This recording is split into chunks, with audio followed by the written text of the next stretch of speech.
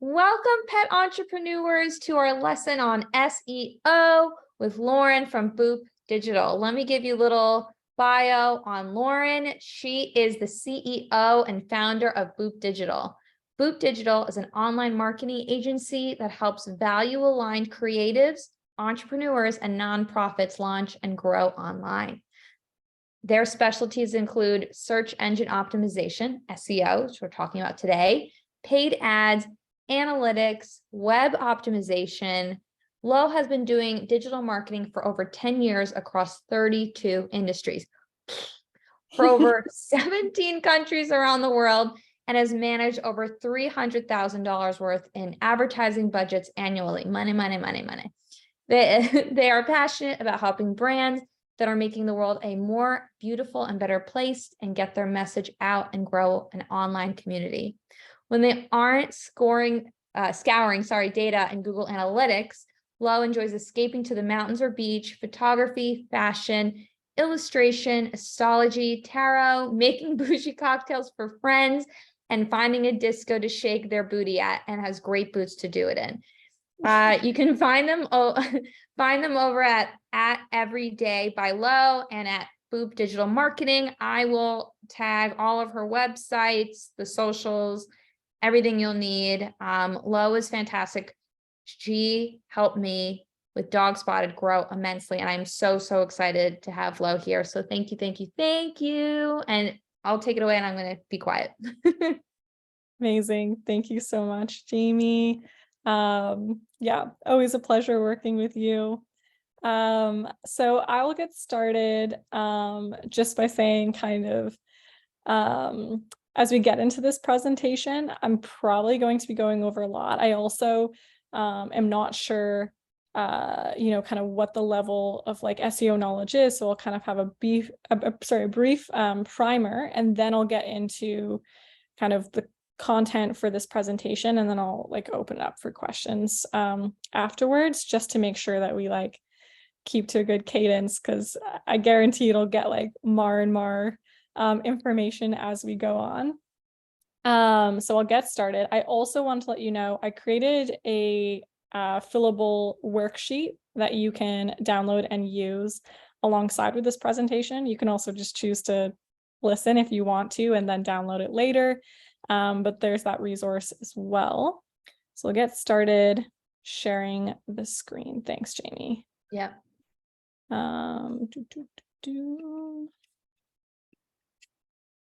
Okay, so I will not even bother showing you the download, so you can do that kind of on the end. And I might just, so I'm trying to think how I want to.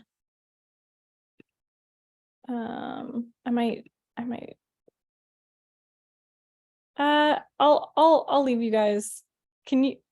Sorry, just so I know, can you guys see yourself when I'm sharing my screen on the Zoom call? And do you think it will show up in the recording? Yeah, okay.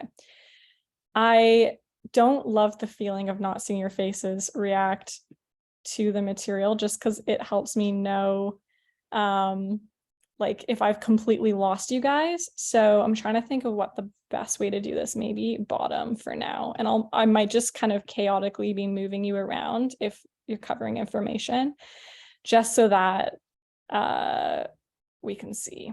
Or oh my gosh, sorry, this is just logistical things of the rewatch. Okay, I'm not going to look at your guys' faces, but please feel free to like maybe put in the chat if you have like a question. And then Jamie, if you don't mind just like acting as a kind of mediator and like flagging if there's like something in the chat. Totally. Do you want me to interrupt you and do the questions, or save them for the end? Let's try to save them for the end. Sure. And so, yeah, but like, feel free to just keep putting them in the chat so we don't miss them. Yeah, that'll probably be the best. Okay. Logistical things aside, we will get started. Going on here. So I'm going to skip this bio because Jamie covered it beautifully. There's no need to kind of keep going on about who I am and what I do. The main gist is that I am really passionate about SEO. I have a lot of experience, and I'm really excited to kind of teach you about this. So first of all, why do we do SEO? And I think it's really important to kind of really always come back to this question, because especially when we're marketing for our businesses, we can tend to get into the really nitty-gritty details and focus in on metrics, sometimes even like vanity metrics, and then realize, are we even moving the dial at all?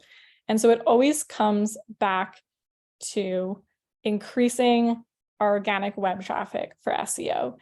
Ultimately, if we're looking to see, am I being effective in my SEO efforts, we can always look at, is my traffic increasing to my website? And specifically, is my traffic from search results or organic web traffic increasing to my website? And why is this important? Because this is free traffic in a sense, other than maybe like the time and labor costs of like hiring an expertise or like putting in your own work. It's free versus paying for that traffic via ads, and it has a very long-term impact. So although it's not a kind of get rich quick strategy, putting in the work for SEO and growing your organic traffic is long-term free traffic and growth for your website. So it's a really sustainable way to work on your business. So I'm gonna do a little case study here. Young, Hip, and Married is a brand that I've worked with before that basically does wedding officiant businesses. They have 3 different US locations, 2 different Canadian locations, like still expanding. And after working together with them on SEO, over that year, we garnered 7 million Google search impressions, 317,000 website clicks, and a 13% year-over-year growth in organic traffic. If they had paid for this traffic, it would have cost them $73,000 in paid advertising. And the way that I calculate this out is looking at what is the cost per click for the keywords that they are ranking for and getting traffic from, and then multiplying that by the website, like the actual clicks that they're getting from those keywords. So it's a very exact science. It would have cost them exactly $73,000 to get that same amount of traffic from SEO. So obviously this is a very big example. We're probably all in like different points in our business. Like you may be like, this is like on par for traffic for my business. You might be like well below, but this is a technique that you can use and have in your marketing playbook that's really going to start to pay off the more you grow and the more you invest in it, because you're now getting that traffic for free. And it makes a very big difference. So what is SEO? It stands for search engine optimization. But at the end of the day, it is all about optimizing your website, optimizing the copy on your website and the copy in your blog content so that you show up at the top of search result pages when someone searches for something that's related to your business. So ultimately, the goal beyond kind of growing a website traffic is we're trying to get to the top of those search results. And ideally, if you're getting in like, the number 1 page on Google, that's going to have a massive difference in how much website traffic you get. As you guys probably know, just personally in your life, when you're searching for stuff on Google, it's probably unlikely that you're going to like page 5, 6, 7, maybe, even page 2, like it just drastically is cutting off.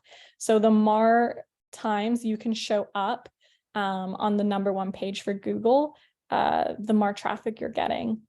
And the best part about it is it's not just, anybody. It's people that are already searching for things that are related to your business. So it shows very high user intent. Those people are more likely to convert, whatever conversion means for you. And so it's a very, very valuable thing to have. So here's an example of a search engine results page. If I were to, type something into Google that's related to my business, the most obvious one being my brand name, hopefully I'm showing up at top search results so that I can get that traffic. And then you would want to expand that out to related terms. So like, what are the services you're providing? What is the profession that you do? What are your locations? All of that sort of thing. So there are 3 levers affecting your search rankings. And this is probably the easiest way that I can explain kind of the 3 influencing factors. So the first one is your technical SEO score. So this is how optimized are you for search engines to understand what your website's about and to crawl your website. This comes down to a lot of different things. When I run like an SEO technical audit on sites, I'm looking at about 100 different technical checkpoints to figure out this score and what needs to be improved. But it includes things like, the page speed, the proper metadata, having proper heading tags and different tags, structured data within your code, having properly optimized URLs, making sure there's no broken links. There's a lot of different things that go into this.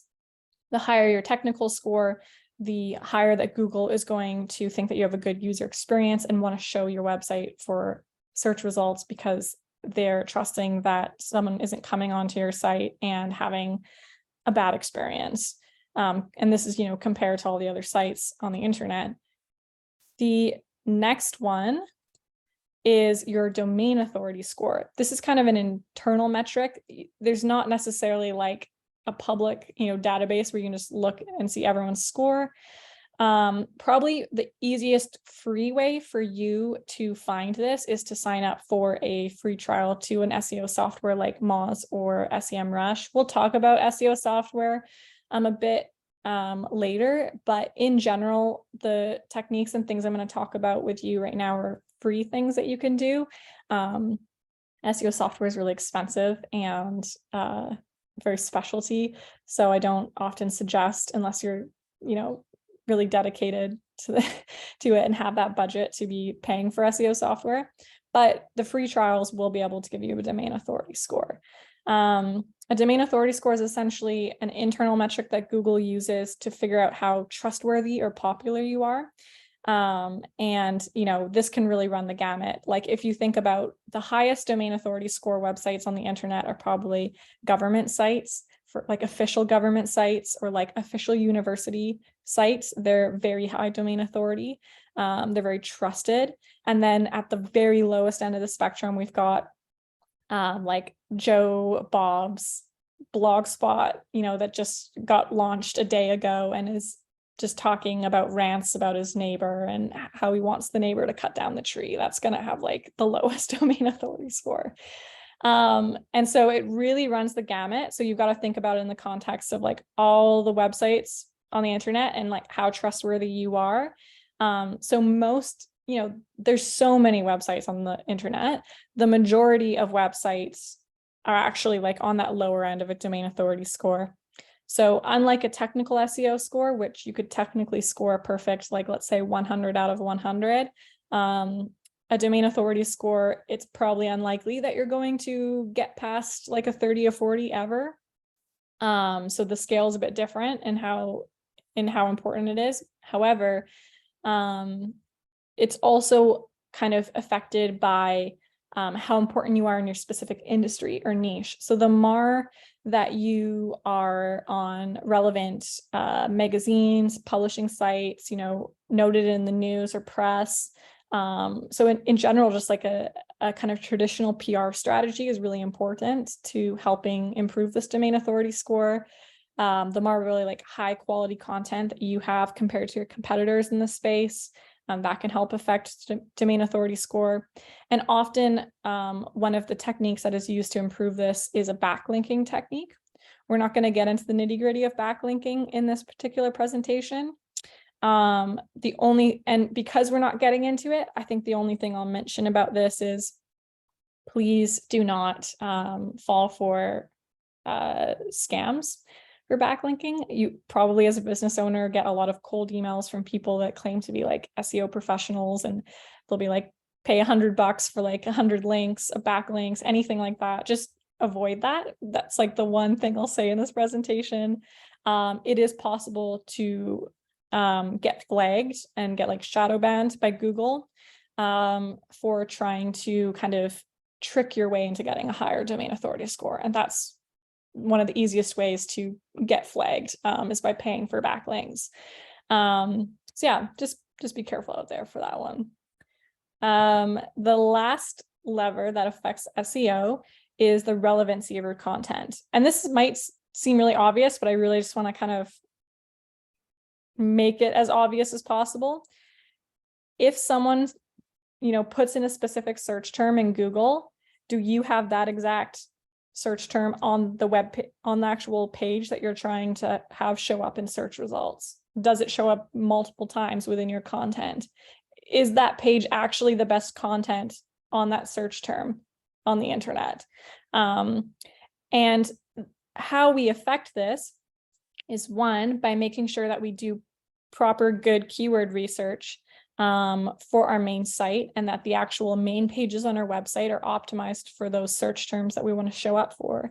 And then beyond that, we want to make sure that we have a blogging program in place, and that when we're doing blogging, we're not kind of just doing like a shot in the dark. We're actually thinking about, what is the search term that someone would put in Google to lead to this blog post? And does this blog post even have that term in it?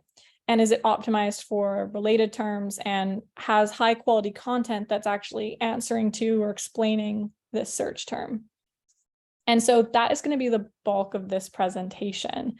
And these are kind of the three main aspects that affect SEO, some easier than others. All a lot of work, I won't lie. So just to kind of sum it up, a complete SEO strategy. So I think there's so many different ways that we can go about this. And in general, if we were to have a very complete SEO strategy, this is what I would include. One is writing valuable blog content, and I'll also add web page content, like just in general, having good content on your website for humans, your actual clients, but also for the business keywords. So this is what I would call a content or keyword strategy. And that's what we're going to be deep diving in this presentation. But also the second thing would be optimizing your content and your web pages for search engines. So that's like getting a technical SEO audit, putting in all those technical fixes. Sometimes a little bit of coding is involved with that. A lot more of the kind of boring details. Boring for some, I like it. Number 3 is I would make sure that you have some sort of analytics strategy, because as you probably know, as business owners, if we're going to spend time and money doing something, we want to know what that return on investment is. So just learning, okay, am I being effective? Is my organic traffic growing? From what keywords is it growing? And just having a bit more of a handle on what those analytics are. The 4th thing would be sharing your content on the internet and gaining authority. So this is that kind of domain authority piece, the backlink strategy. How am I getting talked about in the media, on other sites? How is my content being shared around the web? And the 5th thing is I would just always kind of, work smart, not hard, in the sense that you are repurposing all of that hard work you're doing for the long form blog content that you're working on for SEO, and making sure that you're sharing it on social and you're optimizing all of that content for other platforms. If it's possible to, take your blog posts and then make it into bite-sized, social graphics that then you're sharing on Instagram. If you're able to also turn that into a reel where you're kind of talking about it, just making sure that if you're putting in the time to write and research on something, that you're breaking it down and repurposing it. I might actually just stop for a moment and ask at this time, does anyone have any questions on what I've said so far? Haven't been any in the chat. Josh is shaking his head no. Victoria, do you have any questions? If you want to pop them in the chat. If not, we can keep going. And I'm enjoying this. Like, nope, you're good. You're such a good presenter. Killing it. Keep going. Okay, we will get into the main bulk of this, how to do, and this is my caveat, free keyword research.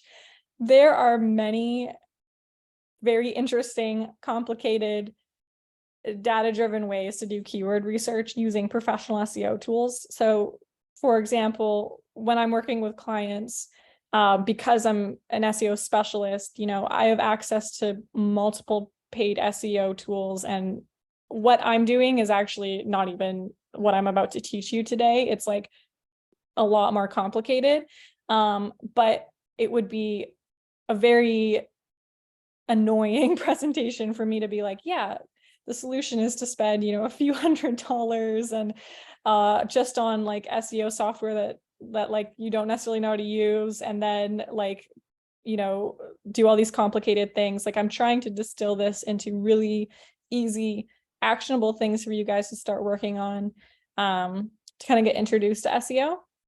But, I'll just kind of, the caveat is that we're doing free keyword research. It's still important. It's still impactful. It doesn't mean that, you're it's not worth your time. So yeah, that's kind of my caveat here. So there are kind of two types of keyword research, and I think this is a really helpful way to break it down.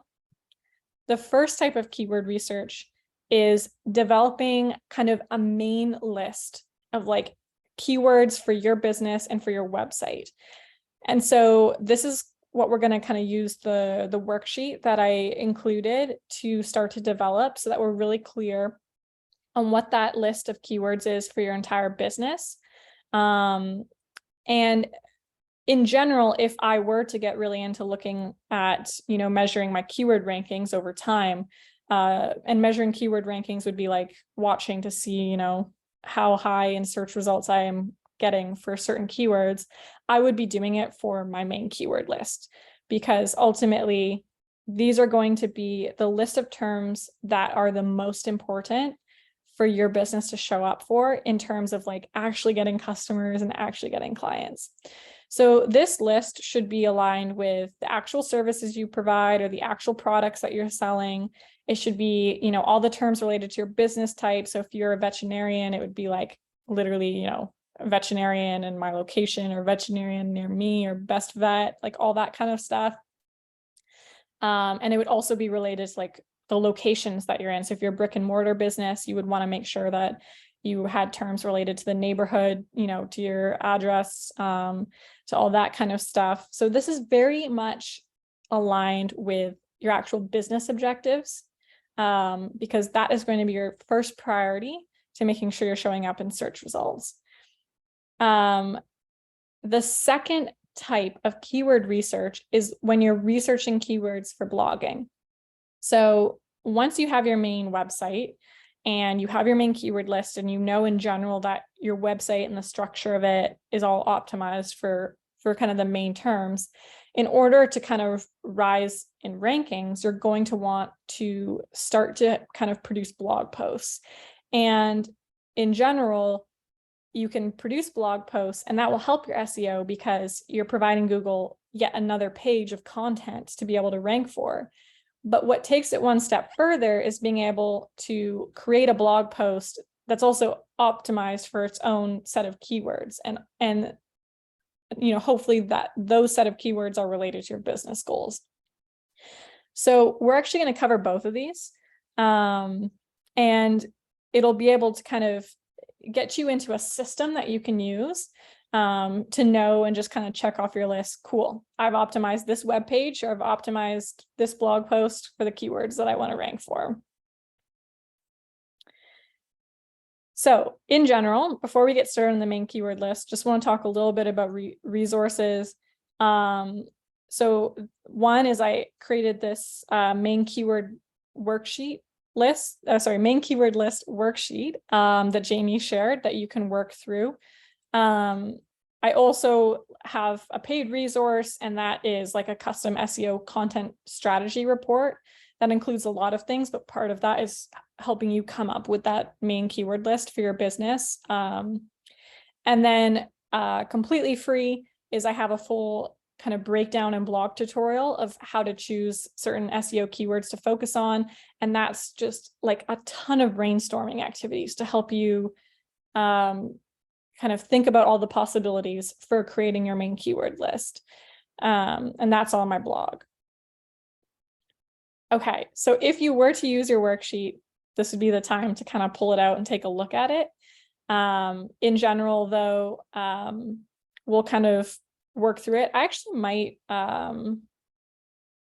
this isn't like the prettiest transition, but I might actually just show it on screen in case you don't want to pull it out yourself, just so you can kind of see the breakdown.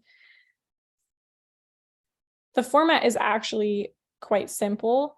We're basically going to be listing out the main service here, and I'll show you this kind of example. Like, let's say we have a main service of wedding photography. I'm going to match that with what particular page on my website I'm thinking I want to rank for wedding photography. And this will become very eye-opening. You might realize your website structure is not optimized for the terms you actually want to rank for. You might be like, oh, wait, I offer wedding photography, but I don't even have a page dedicated to wedding photography. So if you don't have a page, I would kind of just put like, to be determined, or leave it blank and start to really think about, ultimately you need a page if you to show as a link in that search results. So do I have to create one? Do I have to make a placeholder blog post? Like, what do I have to do? And then in this column, we're going to start to brainstorm and list out kind of what are the related terms that are related to this kind of main service or main keyword. And ultimately, these related terms are going to start to become headings on either our webpage or our blog post. And that just helps Google to really know what the content is about and also to start ranking for it. And for humans, it makes it a very wonderful one-stop shop, landing page of all of the information they might need on that topic, which again helps with SEO because Google is going to value content that is jam-packed with quality over something that's really sparse. And this is just, there's some extra pages here. So you can use this worksheet to develop your main keyword list, but this system, you'll notice later in the presentation, this is also a worksheet that you kind of work through like blog post ideas as well, just to kind of understand how to break it down and optimize.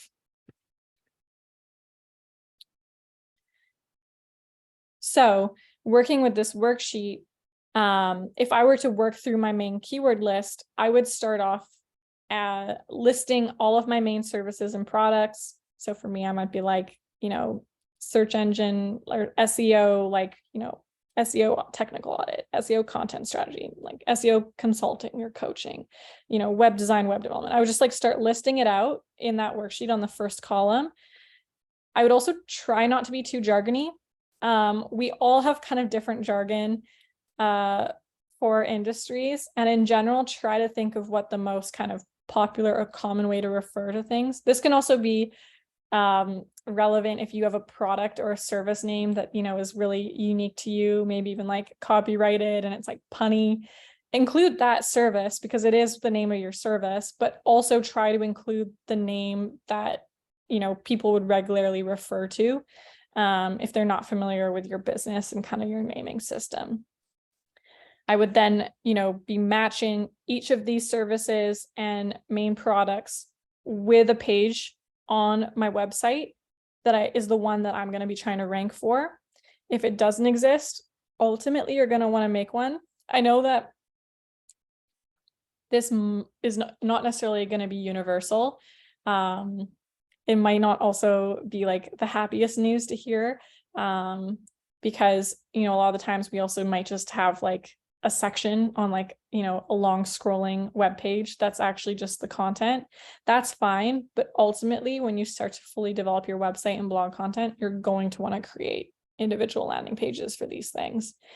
And then, like I mentioned, from there we want to start to come up with related keywords. And so the free way to do this is actually to go to the Google homepage, type in that keyword that you're thinking, so like wedding photography, and then look at the autocomplete suggestions that come up for it. This is technically free data straight from Google, because they're going to show you popular things that people are searching that's related to that keyword. When you fill in that keyword, Google's going to show you some of the top search terms related to it. No SEO software involved. So I would add those to your list that are relevant, because some won't be relevant. And then if you want to get even more, try putting in one of those related keywords and see what autocomplete suggestions come up. And this is like the simplest free way straight from, Google's mouth to just figure out what are popular related keywords. If you wanted to take this one step further, and you just, again, this is not at the level of like taking SEO software and like paying for really expensive programs and like doing complicated research. This is kind of like a little bonus. There is a Google Chrome plugin called Keywords Everywhere. And Keywords Everywhere, it's technically free to get this Google Chrome plugin, but you can also pay for like credits.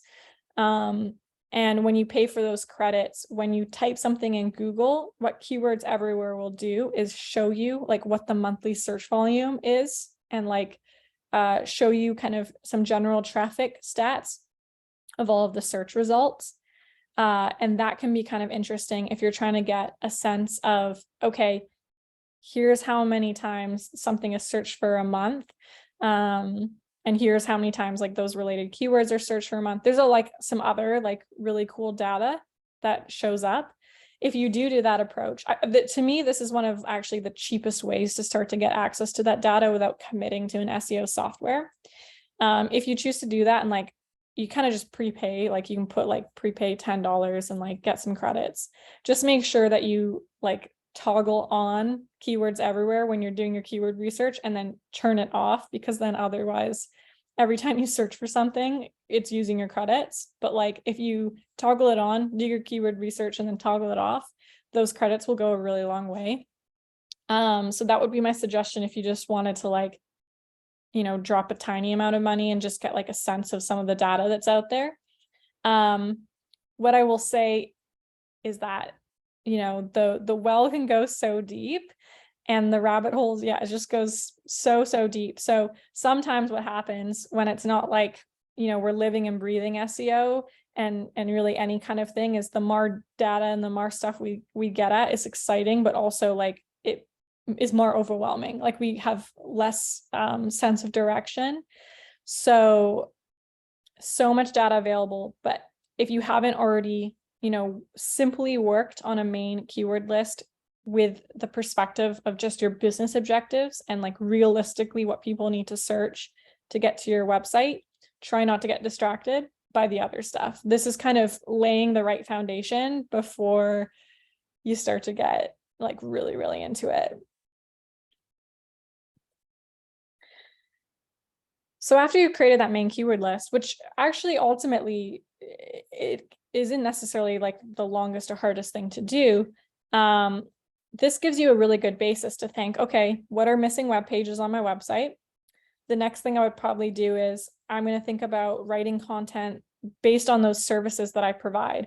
So for example, you'll see in this kind of graphic, again, with that wedding photography example, if I have a service of wedding photography, based on even my like autocomplete suggestions, the related keywords, I'd be like, okay, what are some service-based blog posts around that? And one might be, what shots will you want your wedding photographer to include on your big day? Which is probably honestly like a question that their clients are already asking. So I would, start my blog program again by building the foundations and just creating 1 or 2 blog posts that really speak to the actual service or product that I have.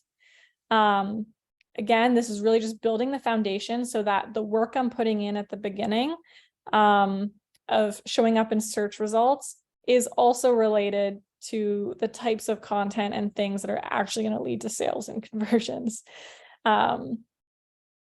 The next thing I would do after my main keyword list is learn how to actually optimize that web page for a keyword. So, you have the keyword list, you're like, here's the web page, great. And now I have the related keywords, but how do I actually technically optimize this web page, or how do I technically optimize this blog post to rank for that keyword?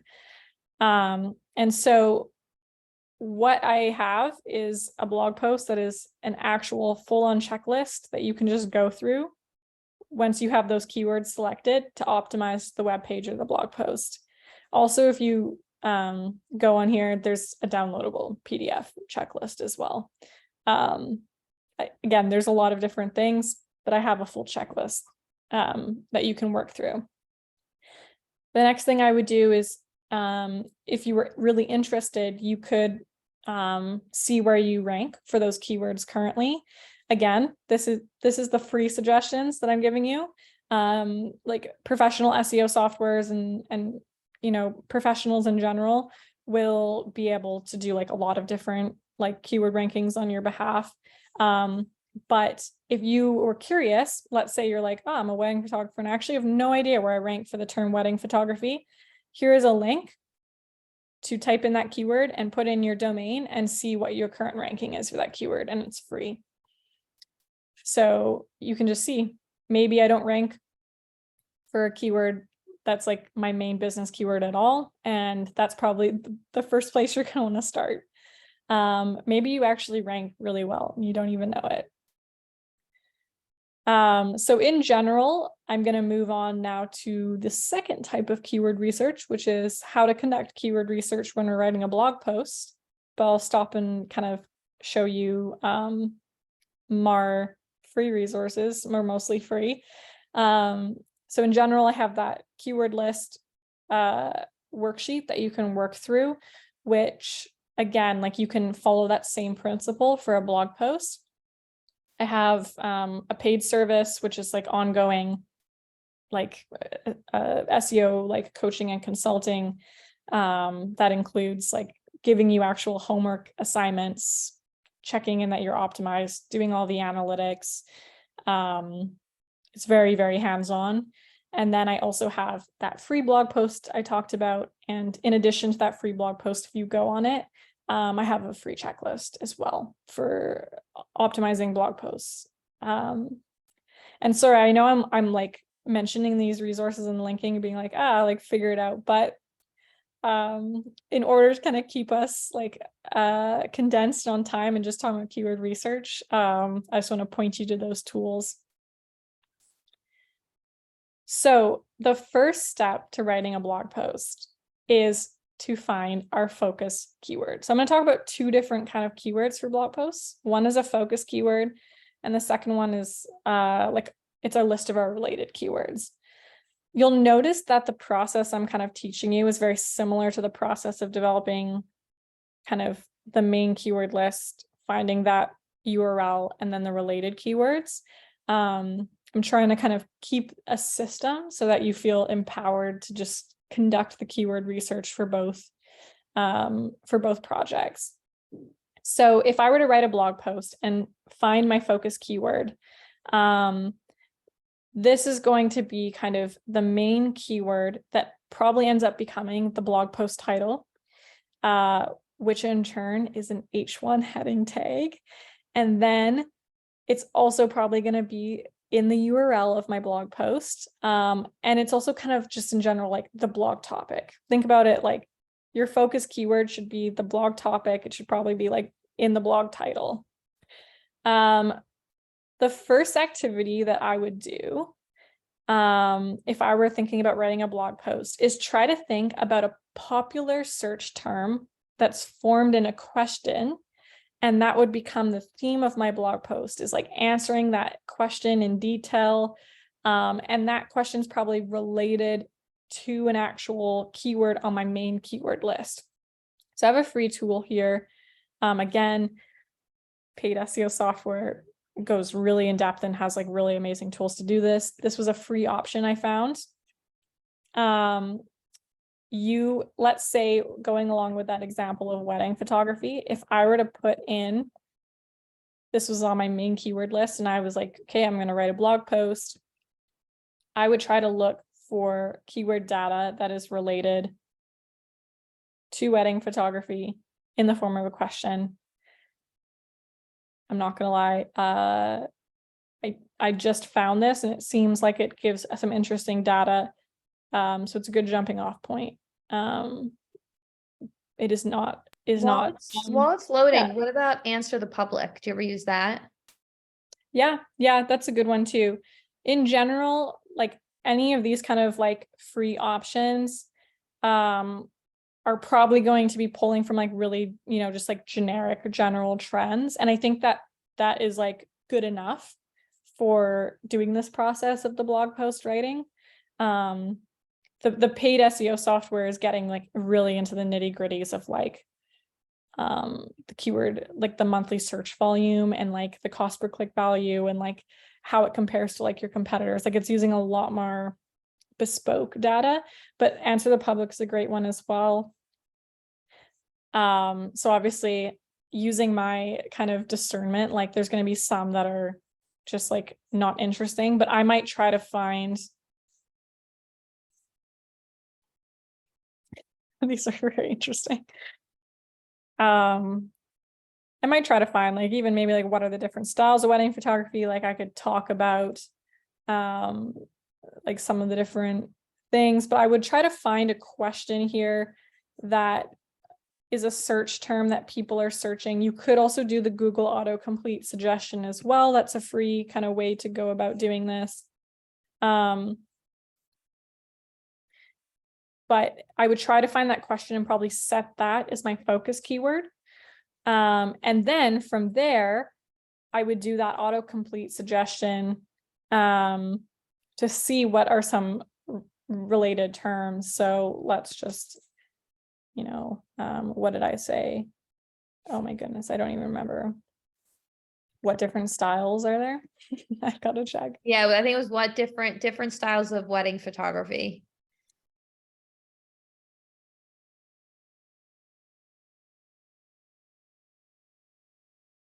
So you'll notice I get these autocomplete suggestions. So I would take note of these because what you're going to do with these related keywords is in your blog post, you're going to try to use these different variations of this term in different subheadings and places in your blog post. And these would become related keywords, but your focus keyword was based on kind of that popular question or term. So I would play around with this again. I'd be like, okay, so I might end up having, I mean, this potentially be its own blog post, but I would start to look at what kind of different subheadings I can use.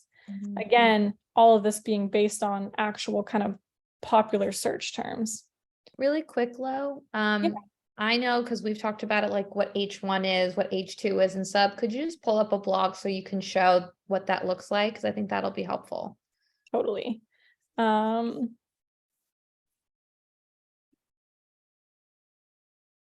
I cannot see my address bar due to this Zoom control. Okay. So sorry. You got it. If you click enter, you're on your website. Perfect. Let's go to the blog here. I actually have an entire blog post that teaches you about this. Heading tags, how to assign them. But let's do a moment of truth and look at this particular blog post, and I'll kind of show you as well. So in general, I kind of talk about different heading tags, but I also have a breakdown. And heading tags, actually, if you think about like a Microsoft Word document or something, you often have like different font styles attached to it. This would be the kind of the breakdown of how you would want it. You would want your page title to be set as the H1 tag, and you'd want each of your section headings to be an H2 tag. And if you did have like a subheading underneath a section, it would be H3 tags. In general, every page on your website has to have one H1 tag. It has to have it, and it can only have one, and it has to be unique. And that is a very important way for Google to be able to tell what the page is about. And then you want all of your related keywords to be showing up in H2 heading tags and potentially H3. Anything beyond that is less important. So like there's technically H4, H5, and H6. They're less important. I'll show you here actually. If I were to look at the code of this website, this strange website, this page title is an H1 tag. These subheadings, H2. That's an H2. This is an H2. So I try to put as many related keywords and questions in the H2 tag for an entire blog post. And there should be one H1 tag. You have to be really careful with this, because if you got your website designed or developed by someone there's a good chance, if they weren't like really like an SEO person, that they might just be willy-nilly assigning those, or you might not, you might be missing an H1 tag. Like if I ran an SEO technical audit on a site, I would be scanning every single URL on your site. And if there wasn't an H1 tag, like that would be flagged. That would become like a top priority technical fix. So it's a good practice. Actually, like this might be a bit intimidating, but if you did want to just randomly check a page on your website in Google Chrome, you'll notice I went right click and I went to this inspect tool.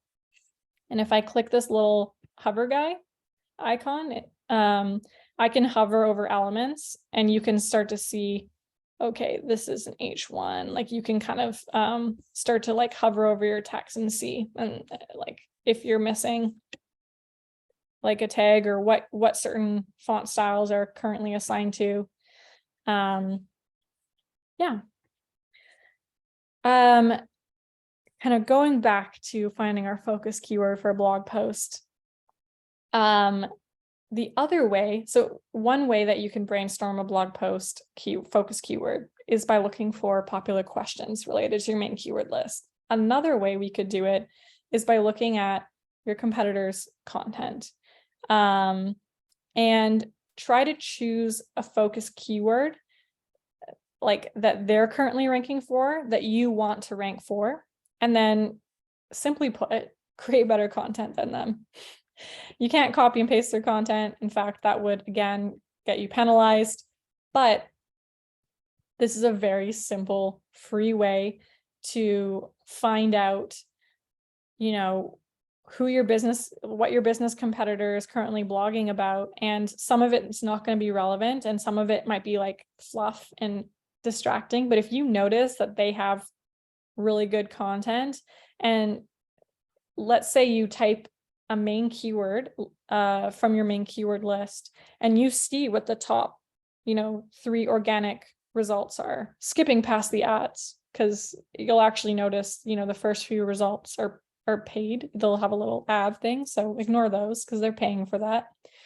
But if you look at the top 3 organic results, what is their content like? How can you create better content? Again, very simple, but from there, look at the search term you put in, look at the page title of their content, and choose a focus keyword based on that.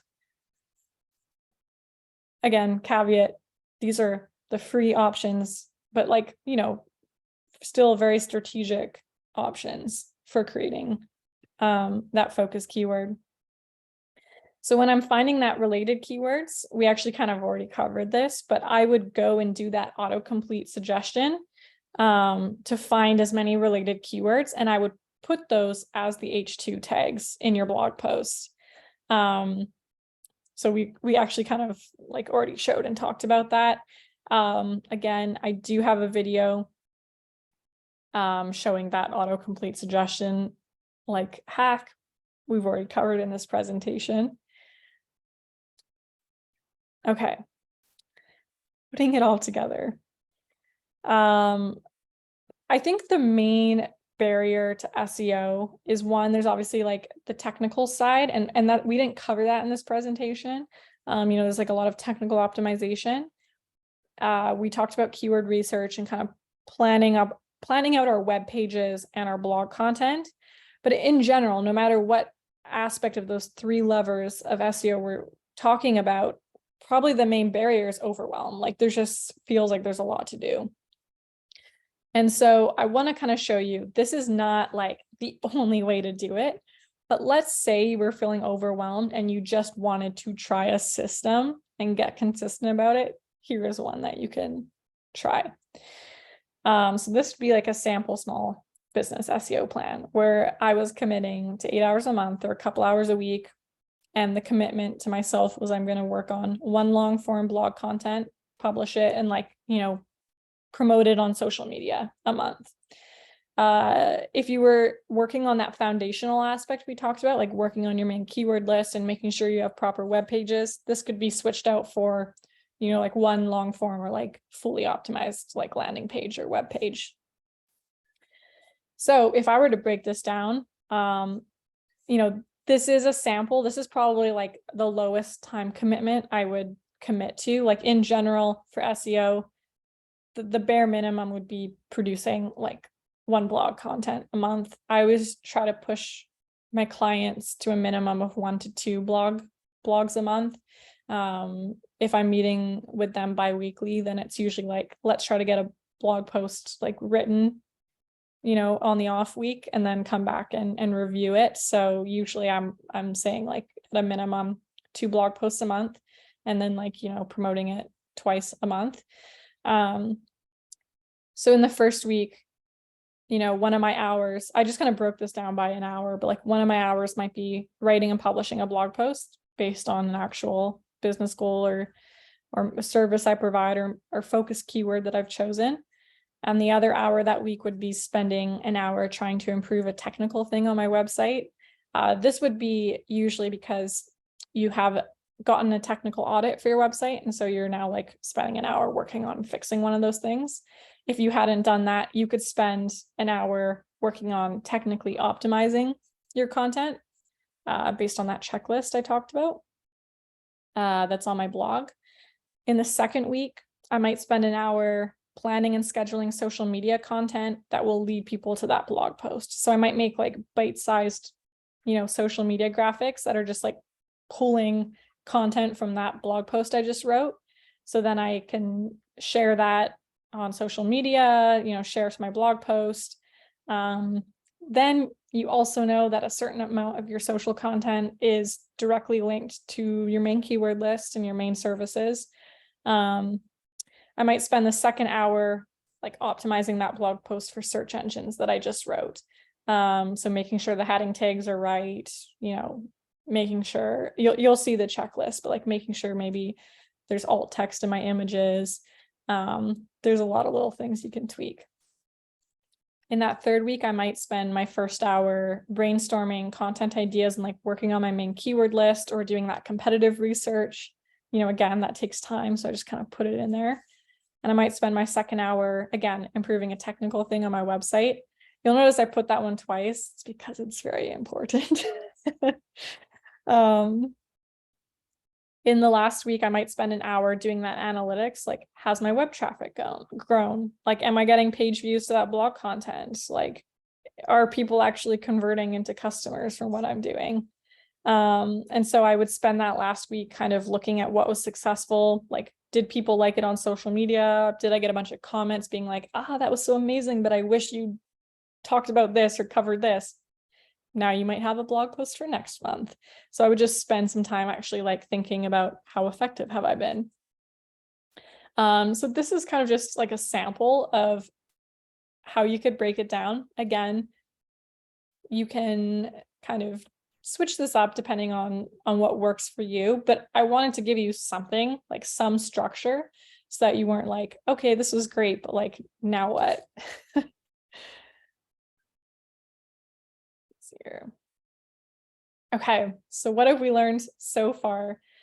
We've learned what SEO is, why it's important, and what are the 3 influencing factors: the technical SEO score, the domain authority score, and the relevancy of your content, which is really what we talked about today. Making sure that that web page content and your blog post content is actually relevant, that the search terms that people are actually looking for are showing up in that content. The second thing we talked about is developing your main keyword list and then making sure your actual website structure matches the keywords that people are going to be looking for to find your business.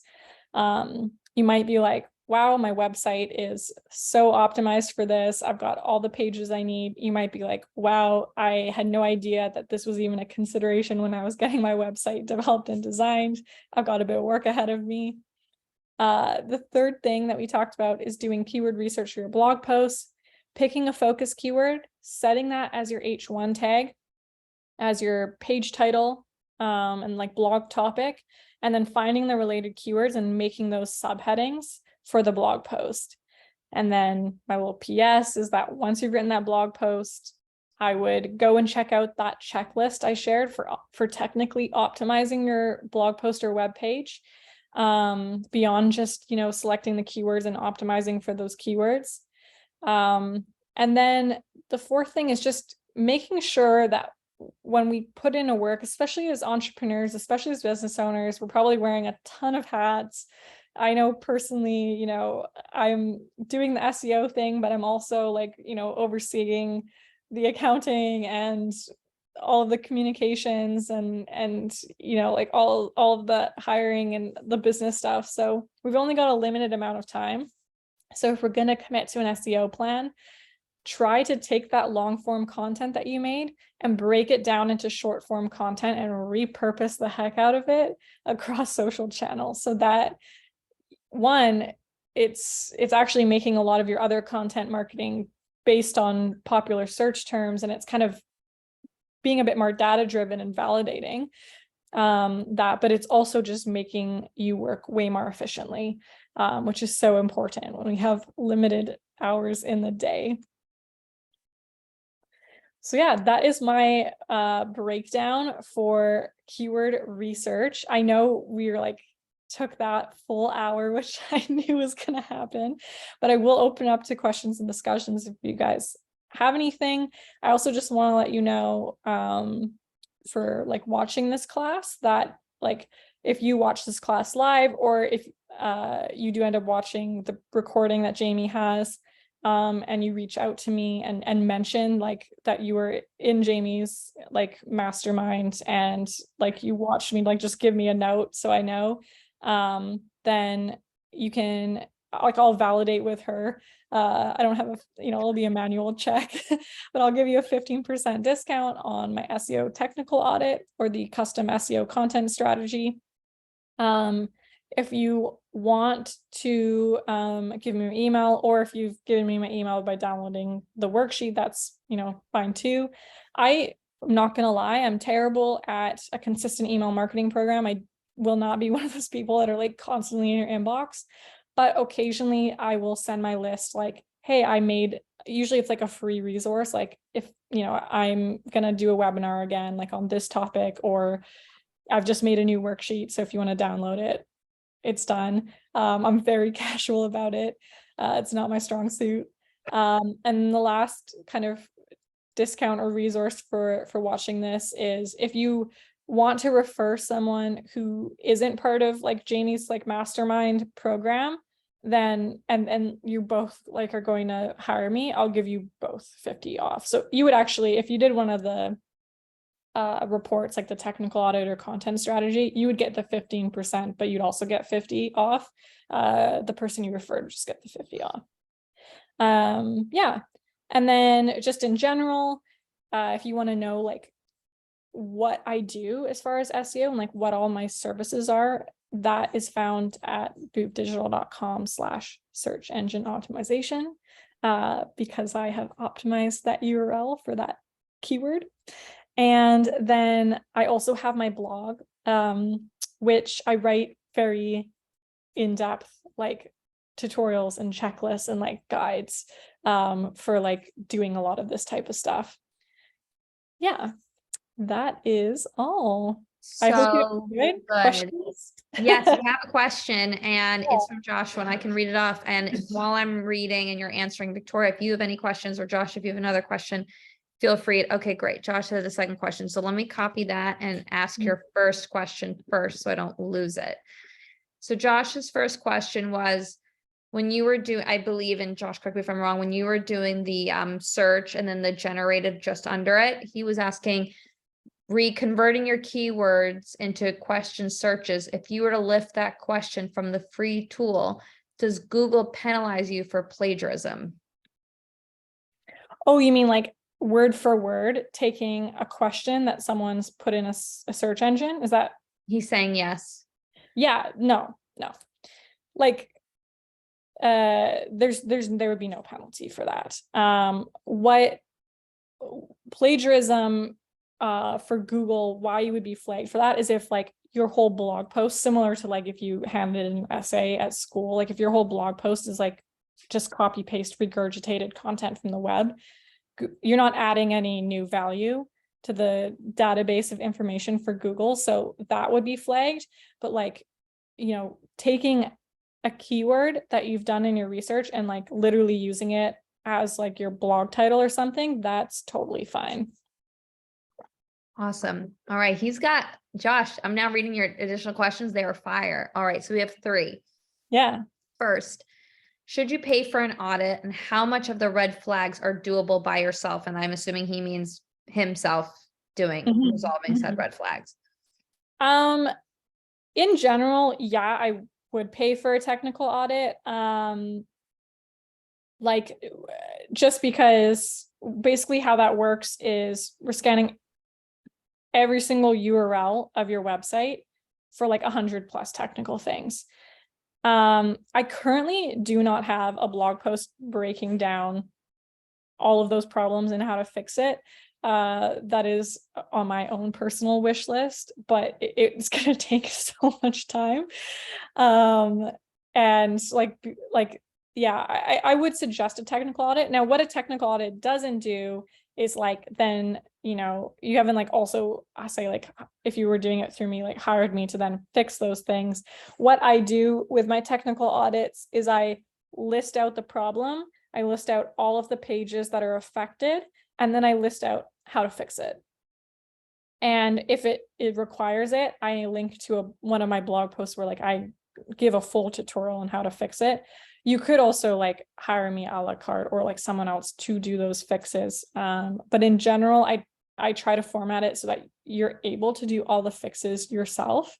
But the audit can be good just to get like an expert's insight on like everything that's wrong, and like really distinctly, because I'm like using all of the different paid SEO tools, like it's just checking all the boxes. I do think that the majority of technical fixes can be done. And I really would suggest, if you're like interested in this, to like deep dive into different like blog posts and like things to fix. You could also potentially like look into paying for SEO software and like going through some of their technical like audits. That can also be helpful. What I also do with those technical audits is for every issue, there's all the URLs that are affected and how to fix it. But at the beginning of that audit, I break down every issue by like low to high impact that it has on your SEO rankings, and then like how difficult it is to fix, so that you have like a prioritized action list of like, here is, what has the highest impact and is the easiest to fix, and like goes all the way down, so that you have kind of peace of mind that you're like being as effective as possible, as quickly as possible. But yeah, there are a lot of things that like you can look through resources and like start to work on. Does that help? I was trying to do that in a way that wasn't like fully plugging myself, but I do think it is worth it. I just had to say that was really helpful. I've gone through a webinar, a tutorial on how to do it yourself, Yeah, but left feeling really overwhelmed because it was just like you said, the rabbit hole of so much information and where do you start? So yeah. like prioritizing of like the hardest, most impactful things, and then how to knock that out is Yeah, really. I guess I should also mention with my reports. So what I do basically is like, I go and do the report, and then I give you like, this like giant like Google Doc or PDF. But then part of that process that's included is that we schedule like a 1-hour call together that I record, so that you have access to the recording, so that because you'll forget stuff, like we'll be explaining a lot. And then we like go over that report together. And so like I can answer your questions on that call. And sometimes that's a bit helpful too, because you might have like a specific question about the report and how it relates to your website. And I do that with like the SEO content strategy too. So like there is like a 1-hour follow-up call where we're like going over the report together. I can attest that is basically how I learned SEO. Lo and I did weekly calls, and I would ask her like insane random questions, but I would learn so like that was just a mastermind of itself, but strictly applicable to my business. So I have to give major kudos. Like that's where I've learned everything. She's like my little SEO guru. Question really quick, Lo. We have 3 more questions. Are you cool to hang on for the 3? Yeah, totally. Awesome. So the next question Josh had was, how do you know what to look for in Google Analytics for website searches? Ooh, so let's just go back because I have given a webinar in another time in another life on that exact thing. It was not covered in this because, as you can imagine, this is just like a ton. So I'll just go back to this slide here about analytics. Yeah, I'm trying to think of how I can answer this question without it being like, without having like another hour presentation. I might even be able to share what I learned from you from Google Analytics, if that's okay. And you Sure. can Yeah. correct. So for what to look for in Google Analytics, I think you first have to think about what are your goals and like, where are you trying to convert? And like, when I got featured in press, I would see, for example, if I was featured in Timeout, what traffic is coming from Timeout. So you're able to see an ROI with your Google Analytics, what's working, what's not. So I could see what's driving traffic, is my social driving traffic, things like that. So I would just like sleuth around and dig. I think 50% of it I didn't understand, but like the key things that I cared about, I looked for. But I know Lo will have a deeper answer for that. Yeah. So I'm going to say at a basic level, when you're getting into SEO, the main thing, kind of going back to the beginning, what I said, is that you want to see, is my website traffic increasing? And specifically to understand if SEO is being effective, it's called organic traffic in Google Analytics increasing. Above and beyond that, what I would be looking at, and so with my ongoing SEO clients and just my ongoing clients in general, I'm doing all of that like analytics for them. We have like a spreadsheet. Well, I'm actually transferring all to like slick looking dashboards. Sorry, Jamie, but Jamie's saw my spreadsheets, but they're still nice. I really like my spreadsheets. In fact, maybe I'll show one of them. Hold on. And this will actually give you, I'm just going to stop share for a moment so that I can go to my drive and just show you a spreadsheet. They were works of art. I was like, how'd she do that? Like with the little lines, you'll see. I am a nerd. And I love spreadsheets. Okay. I do have like, my clients now have like dashboards, like custom dashboards, and they get sent reports, but I'm going to show you because I think this is helpful of just kind of what the metrics are.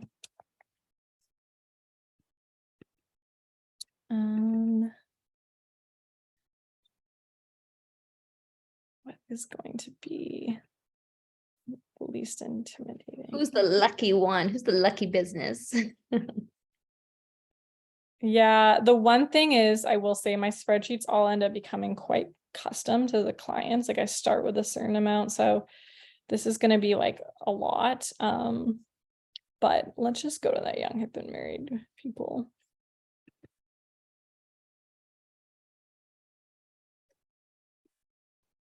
I think this might have the opposite effect of being way too intimidating, but we're gonna just go for it.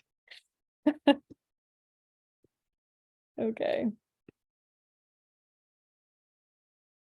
So in general, this is not a great example. It's like quite intimidating, but when I look at metrics, I usually like to look at my total monthly visitors.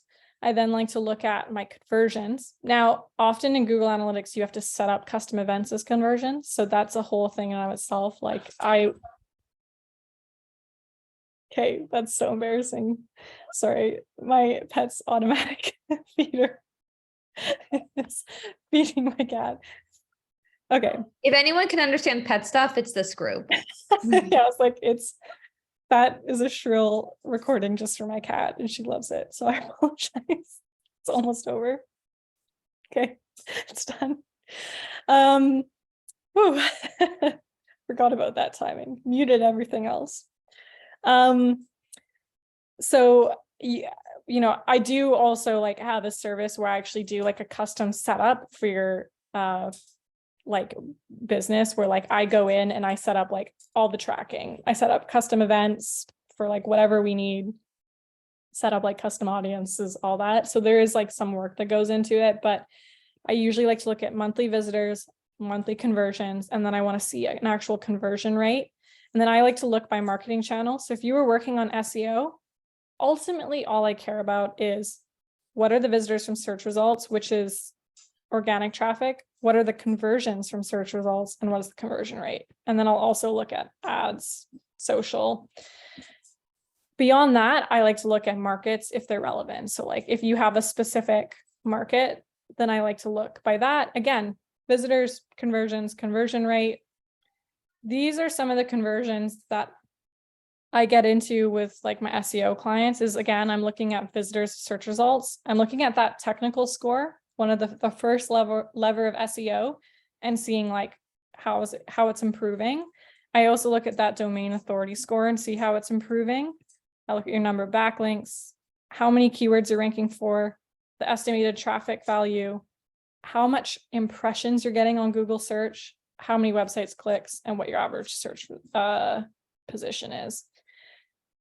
That being said, when you are starting, the main metric is your website traffic improving? That's the main metric. And if you're looking at SEO specifically, you're looking at organic traffic. If your website traffic is not improving, then you know like how effective your SEO is. Everything else is really like the nitty-gritty of how to improve that traffic. But it's always going to be the website traffic. And then just as a business in general, figuring out how to like set up your conversion tracking and always being able to see actually how many customers come from each of those channels is where you start to really get into like owning your digital experience, because now you can say, I'm like wasting money or time on this because I'm not even getting actual customers from this marketing channel. To that end of money, another question Joshua had, and then we'll go into Victoria's, is it worth to buy the Google AdWords? He's consistently getting offers to do so.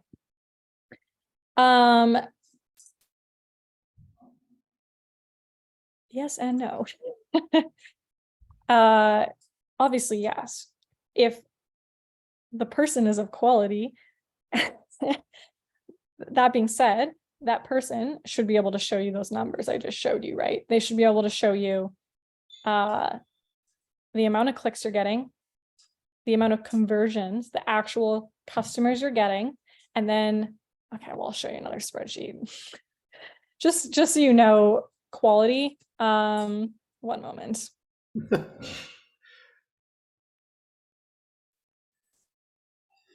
need a different, let's do a client that's really doing ads with me. Hold on.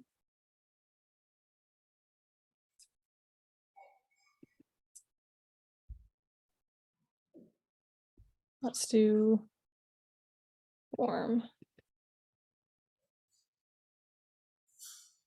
Okay.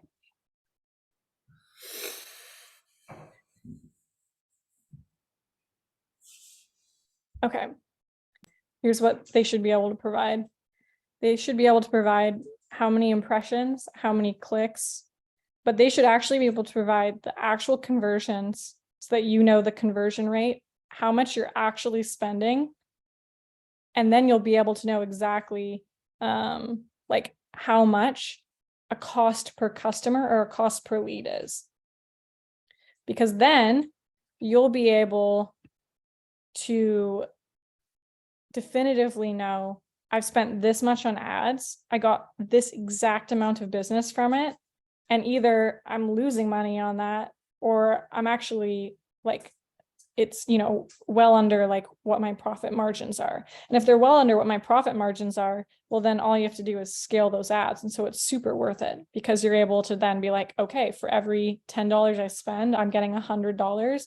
And if I have a business goal of making 5,000, I actually and I have a proven ad system that's performing, I just have to spend 500. But the caveat of like hiring someone is you just have to make sure that like they are going to provide that data, and also that they can prove that that return on investment. If you spend a bunch of money on ads and you're not really clear on what that return on investment is, it is just going to be a colossal waste of money. So I would actually suggest, before you invest in ads, that you invest in making sure that you have that conversion tracking, and that you have someone that's like going to be able to like set goals with you, like very clear business goals. Like, I have this much money to spend, but this is how much my business service costs at the end. Like, here's the profit margin, and that cost per acquisition has to be at this. And like, they're reporting on that. And what I would do is I would start with a small amount of money until you're able to prove that you can get that cost per acquisition, and then I would scale. But it's worth it if you can do that, because you're at the top of search results technically than doing paid search. And with SEO, it's a long-term game. So every time you make a change on your website, like to optimize, there's so many websites on the internet that it's going to take about 6 to 10 weeks for Google to truly like index and notice that. So it's a very long-term game. So if you're able to, fill in that gap of getting that like exponential organic website traffic with being at the top of search results with paid, it can be really helpful. Like, like double punch strategy. Yeah, that's not a term, but you know what I mean? Yeah. It's amazing. That's such a Thank you. helpful answer. Yeah. Sorry, Josh. I appreciate that. Yeah. Thank you so much, Lil. Yeah, no worries. Amazing. The last question Yeah. was, are there any tips you have for SEO when it comes to product listings? Mm-hmm. That's a great idea for a blog post. I can remember that. There you go. That's why I love these question sessions at the end, because I just get right away like feedback on what people are worried about. Yes. And I actually think that when you have an e-commerce side of things, it can be really helpful for SEO, in the sense that I'm actually just working on this with like a really, really small client right now who has like no brand recognition, but they carry this like really well-known skincare line in their business. So I'm like, hey, even if you're not selling this, having like a product page for every single one of these products means that when someone searches for this big brand name, you have more of a chance of like getting traffic. Like I think it's really helpful. But just thinking about how I explained like main keyword, matching URL, and related keywords, ultimately that URL for that product page is going to rank for the product name keyword. So the SEO tip is really just making sure that the headings and the structure of the product page are optimized for SEO, which ultimately, if you're using like an out-of-the-box e-commerce solution, it's already going to have that. And then just making sure you have enough content on that page. That's actually like one that people get really tripped up on. In general, if you have under 300 words on a page, Google's not going to know what it's about. It needs enough text to be able to like really understand the purpose of the page. So it can be annoying, but just having like more rather than less content about what that product is in the product description. That's why you just get that like annoying like paragraph of like of product descriptions, because it needs at least 300 words. So I would just make sure you do that. But otherwise, usually product pages start to rank a lot quicker. It's just really important to understand that the product page is only going to really probably rank for like the product name itself. So if there's, part of your business objective is to get them to also maybe like look at other products or to like look at other services, you're going to want to design the actual product page to make that easy, like have like a clear call to action or button or something that like leads them to explore other content. Another way that you can beef up your product page is if you have any like related blog content or other pages, like having like a website section under the product page layout that's like, you might also like this, like you might also like enjoy this content. And then the last thing I'll say is if you can include frequently asked questions about product use, like how, like, so for example, actually, like one of this current small client who's doing these product pages, ultimately they're trying to get people to book facials with them, but they have these like big skincare products.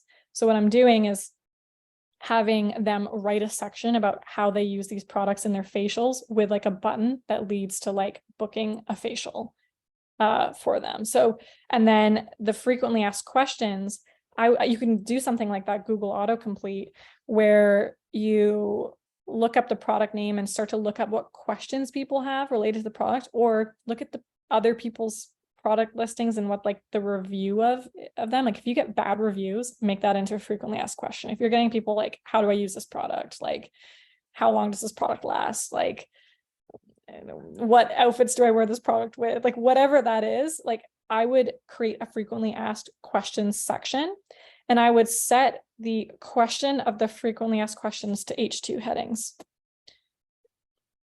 Because then every single time For each listing, you're saying that each product should have an FAQ. Yeah, and I would set those FAQ questions to H2 headings, because then anytime someone searches a question related to products, they're that's also smart. getting linked to the product page. Wham, bam, thank you, ma'am. This hour and change has just been so filled with gems. I really, really appreciate you, one, taking the time and hanging on to answer our questions. This has been so informative. I know Joshua down there is giving the endorsement of a lifetime of, yeah, this is great. And I know all the other pet entrepreneurs are going to really enjoy watching this video. So thank you again for taking the time this evening to chat with us. Yes, thank you. It's always a pleasure, Jamie. And we got a special appearance. I don't know if Joshua, if you saw it, Yoko's in the back. Yoko is, there she goes. Man, you can't control certain things, and like I don't mind when it's like this, but when I'm trying to play my record, it's not healthy for the record, and that's her favorite spot, and I can't rob her of that joy.